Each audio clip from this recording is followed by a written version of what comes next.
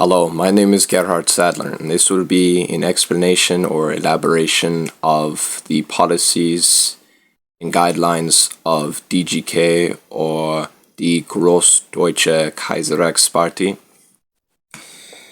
Starting off with the declaration of the semi-constitutional imperial monarchy and restoration of the House of Württemberg, Baden, Bavaria, etc. The first guideline and priority of D.G.K will be to restore the semi-constitutional monarchy to the German state, with the Bundeswehr and current parliament being overthrown and replaced with a pro-monarchy parliament and federal government, the Reichstag and Bundesrat, ruled by an emperor or Kaiser and appointed chancellor, much how Das Deutsche Kaiserreich 1871 to 1918 was a confederation united by Prussia, with the Prussian king serving as both leader of his kingdom and the empire. Much will be the same with the new government, this time unified by the Catholic Württemberg kingdom led by D.G.K and their leader Gerhard Sadler, alongside the other German heirs being given back their rightful crowns and leadership. Upon the D.G.K being the majority and federally elected, voting will only be done for the parliament and cease for the federal council. The new government will be formed not only to create and preserve stability, but an ongoing prosperous empire. And now a lot of people ask me, well, how exactly are you going to get people to vote for this? Because mainly in governments and countries, a lot of them went from monarchies to republics, not really the other way around, but Italy had an election. It was right after World War II, where I think it was southern Sicily and them being more pro-monarchy and the north being for the republic. So there have been elections throughout history where they let people choose either for the monarchy or the republic, and the match will be the same for our elections. On to number 2 is the creation of the new Central European Germanic Reich, Das Großdeutsche Kaiserreich. We not only want to restore the unified kingdoms under one monarchy, but revolutionize it. In the goals of D.G.K, we wish to unite all official German-speaking countries under one unified empire: Austria, Belgium, the Netherlands, Luxembourg, Liechtenstein, and Switzerland. Hence the greater in the namesake.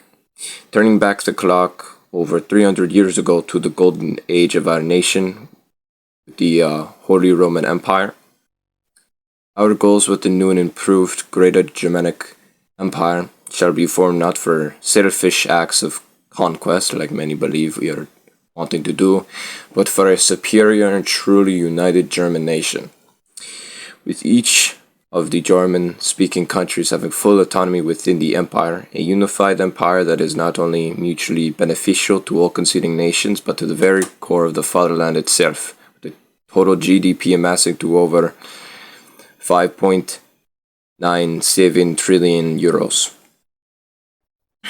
Now, a lot of people tell me that, the Netherlands isn't an official German-speaking country, which is true, but over 70% of people in the Netherlands speak German, and it's not that over 70% for all those countries except for Austria and Switzerland.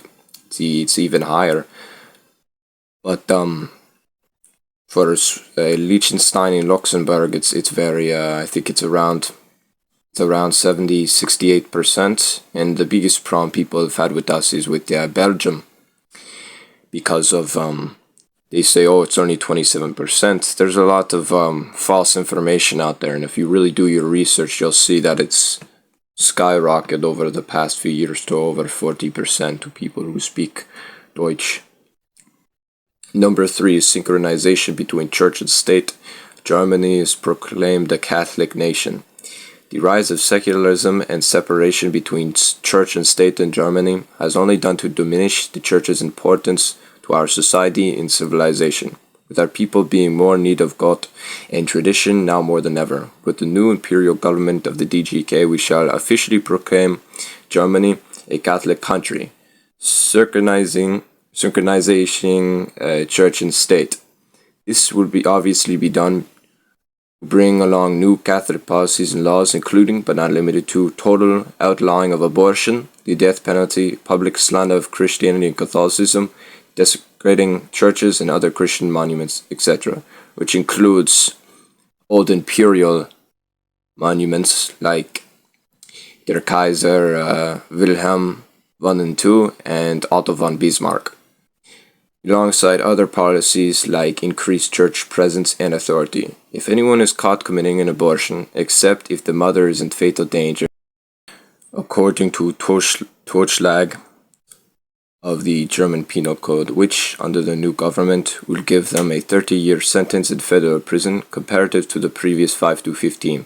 This will be done not only to bring monarchism back to Germany and Europe as a whole, but to bring Jesus Christ, the one true King of the world, back to our Catholic roots, alongside fully condemning the old Hohenzollern-Preußen government, which previously persecuted Germans of Catholic faith. Otto von Bismarck swore on the Catholic Church, 1871 to 1878. New laws shall protect the innocence of children and unborn life, alongside newfound respect for the very God that has created us. So, obviously, an elaboration of this, this would be our main, besides the return to monarchism, this would be our main complication, as there's a lot of secularism in Germany, and there's also a lot of Protestants in Germany as well, but it is a majority Catholic country. But the numbers have unfortunately been dwindling over the years. But hopefully we would be able to come to a compromise that would serve the entirety of the German people, whilst also serving the D.G.K's interests. Number 4 is renewed partnership between the German state and Russian Federation. The restoration of the Catholic monarchy and empire in Germany. A newfound partnership shall be created between D.G.K in endorsement of the Russian monarchist organization PMPR, Progressive Monarchist Party of Rusland. Instead of isolating ourselves from our Russian Eastern Orthodox brothers, as NATO and the EU have coerced us into doing, we should instead explore new ventures alongside pipeline, energy, joint military operations, and trade deals with one of the most successful countries in Europe. Lastly, we shall create a new Christian monarchist European Union, otherwise known as CMEU, with the leaders of PMPR being partners in along with D.G.K. This will be done not only to strengthen European ties with the East, but also to invigorate our continued confidence and shared vision for a Christian monarchist movement and united Europe. So again, another elaboration of this, we would most likely have our third partner be Spain, as they are the second most major modern monarchy in Europe besides the UK. But the UK, they have their own problems over there they're going to have to sort out as much as we need to sort out ours.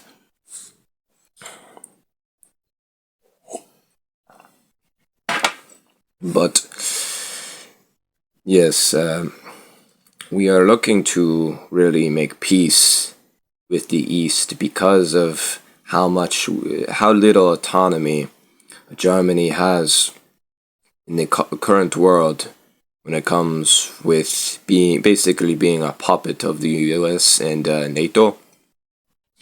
Because we had a good pipeline energy deal in 2012 to 2015, I think.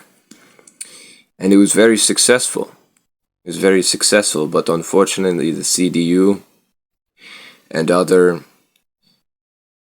NATO radicals have really tarnished our relationship with Russia. That is very unfortunate. A 5 might be most controversial. It's complete departure of all ties to the Zionist state that is Israel.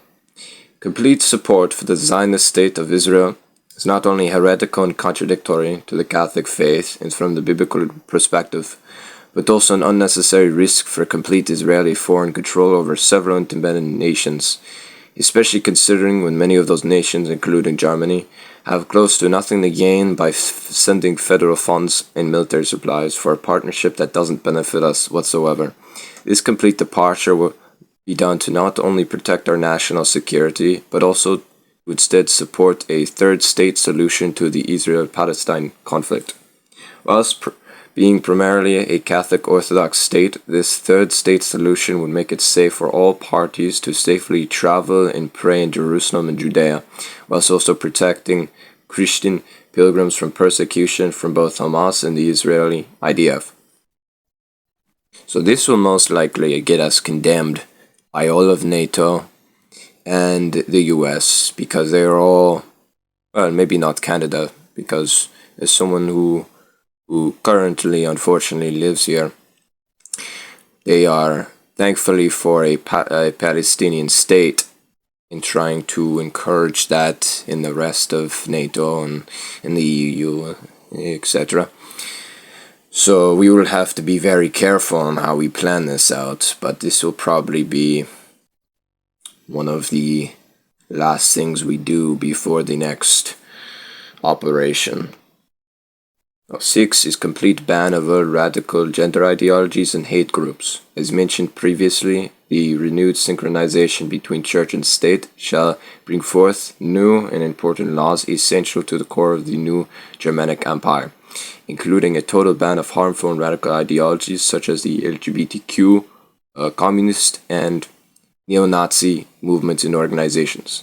Whilst we do not plan to openly discriminate against anyone who identifies as LGBTQ, we by no means shall tolerate any kind of forced propaganda nor encourage this kind of behavior, especially not in schools or churches. Anyone who is caught doing such to children will be charged with child grooming, which can serve up to 15 years in prison. As far as identification, hormone blockers, and gender-affirming surgeries, those shall be labeled illegal as well. The only gender you shall be legally identified as in our monarchist Germany will either be male or female, no more, no less. The D.G.K. by no means will encourage any kind of mental illness and gender dysphoria. On the other side of the spectrum, there will be another denazification and decommunization, alongside the destruction of old communist and Nazi monuments and newfound protection of old imperial monarch statues, Paul von Hindenburg, etc. All former Nazi and communist structures shall be demolished, including the Berlin Wall. Whilst we respect our history, forever flawed it may be, we by no means shall be clinging to the past, especially when our national pride is already being looked down upon. It's time to move on. And I couldn't agree with this more, because it's amazing to me that we even have the Berlin Wall still up when it was nothing but a burden. I mean, that's like and it's same with Auschwitz and then all the why are we making museums out of these times in our history? Because everyone has them. Everyone has them. In America, after World War II, they had Japanese, basically concentration camps. You don't see though; they don't keep them there permanently to remind people of that. So why should we? I mean, it's completely ridiculous that the German government continues to have that, while letting people desecrate the old imperial monuments. I mean, it's just completely ridiculous.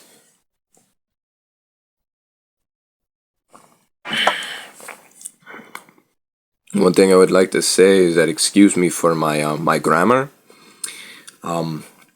I'm not the best with grammar, especially not with English. Even with Deutsch, it's not very good. But even with English, my spelling is. I'm going to work on that.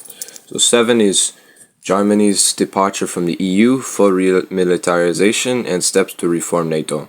In light of Poland and the EU and the UK's departure from the EU, D.G.K would wish to do the same in order to protect its border and national security, especially among a crisis as the one we have currently. The CDU politicians in our parliament have chosen to flood our gates with tens of millions of immigrants that we do not have homes for nor jobs for, as well as the fact that many of them come from Islamic countries that refuse to properly assimilate into our culture and religion. It has only gotten this bad, partly because of the EU's insistence on hyper pro-immigration, to the point where it's only a hindrance on the European people, where we will be completely ethnically replaced by 2050, because our people are being propagandized to not to have children, whilst these migrants usually have 5 to 10. Currently in 2025, over half of citizens speak Arabic in cities like London, Paris, and Berlin, instead of their native languages. It's a travesty, and when we are elected, we promised to finally put an end to it once and for all. We plan to do this by firstly closing our borders to those who are not already a citizen of the EU, alongside revamping the infrastructure, housing market, and education system, to therefore help balance out our increased population. We also have plans to fully remilitarize, including a large-scale rearmament program aimed at modernizing our armed forces. This program includes investments in new technologies, increased military spending, and expansion of the standing army. We plan to offer new and incentivized benefits for joining, aiming for 1 million active personnel in 2040.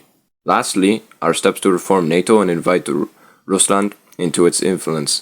We believe that outcasting Russia from ever joining NATO is the height of human hypocrisy and arrogance.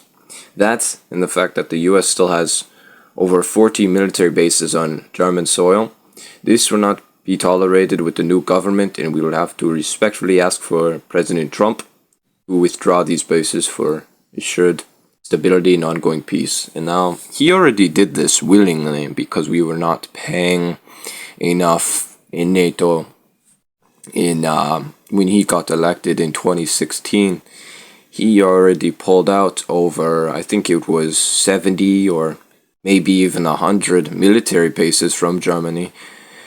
And I thanked him for that, and so did my family, because we do not want foreign military. I mean, we're still technically an occupied nation since World War II. And it's almost been 100 years since that conflict, and then we were occupied by the Iron Curtain for 40 years, and same with NATO and West Germany, and it's still happening till this day, and even now you see there's a complete cultural divide from East and West Germany, and even South Germany, like where my family is from. I was born in Stuttgart. And even in Bavaria, they're very similar to us because they are Schwaben, and everyone in the south is Catholic and traditional, and they're more similar to Austrian or Swiss, because we held our dignity and we did not let NATO brainwash us into giving up our religion, nor with the Soviet Union, because there is like 80% of East Germans are atheist, and they are also the most likely to vote for AfD. But even still, I have my issues with AfD. But I do agree they are a better alternative than the CDU and what Americans would call the Green Party and all that. But it's just very much ridiculous, especially with the EU's insistence on hyper pro-migration, where if you don't do it, they will they'll fully condemn you, like when the UK left the EU to prioritize its immigration policy, which hasn't gone very well, not surprisingly or unsurprisingly. They were fully condemned and basically ostracized because they did not want to bring millions of foreign immigrants into their country. People always say to me, "Oh, but Gerhard, they can improve Germany." And I say, well, they can really improve our country. They can improve their country back home, because we do not need them. We have over 80 million Germans in Germany. We do not need their work. We do not need their doctors. We don't need their construction workers. We don't need any of them. Especially not in our politics. We do not need that. So, therefore, I hope you enjoy the launch of our YouTube. I'm going to be aiming to upload at least 4 times a month, 3 times or 4 times a month, alongside Rumble.